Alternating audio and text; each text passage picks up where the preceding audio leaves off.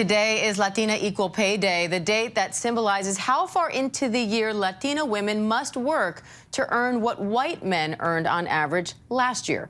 According to the National Women's Law Center, Latina women who work full-time and year-round typically make 57 cents to every dollar earned by white non-Hispanic men. Jasmine Tucker, Director of Research at the National Women's Law Center, joins me now to talk more about this. Jasmine, thank you for being here. What have you found are the main barriers preventing Latina women from being able to make more money and close this wage gap? Yeah, there's really a whole host of things that are at play here, but I think the first thing to name is sort of the racism and sexism that Latinas are facing in the workforce. They're not working, half as hard. They're not, worth half as less, half as much.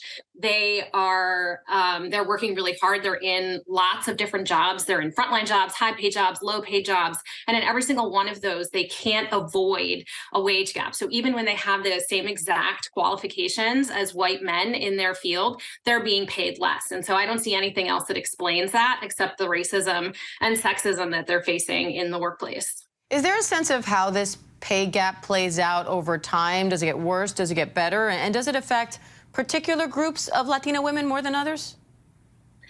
Yes. So I think that there's sort of a notion that Latinas are sort of a homogenous group, and that's really not true, right? There are white Latinas, there are Black Latinas, there, right, and every other shade in between, and they're all facing sort of different factors here, and we're seeing, those who might have more access, right? They might make a little bit more, but what we see in, when Latinas gain more education, the wage gap actually widens for them, because what we see is a much higher bonus for white men who get higher levels of education. And so Latinas get a smaller bonus. And so that sort of accumulates over time. And so when we're looking at sort of, Latinas overall, this wage gap costs them tens of thousands of dollars every year. And when we look at a 40-year career, it's a loss of almost $1.2 million over that lifetime. So basically, Latinas can work until they die and never catch up to what white men made by age 60. So what can be done about this? How do you close this gap?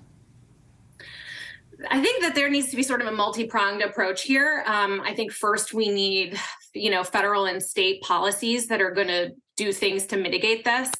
States can pass equal pay laws. We can pass the Paycheck Fairness Act at the federal level. And then I think businesses also need to be held accountable here for some of the practices, the hiring practices and the pay practices that they have, and do sort of an internal audit. I think employers don't need to wait until there's a state or federal law telling them that they need to do something. They can start taking action now and do some of those internal audits.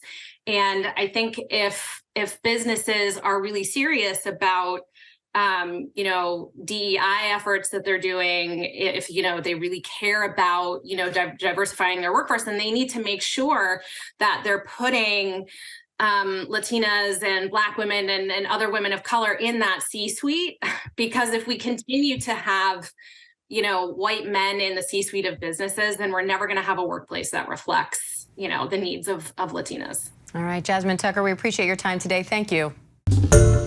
Hi, everyone. George Stephanopoulos here. Thanks for checking out the ABC News YouTube channel. If you'd like to get more videos, show highlights, and watch live event coverage, click on the right over here to subscribe to our channel. And don't forget to download the ABC News app for breaking news alerts. Thanks for watching.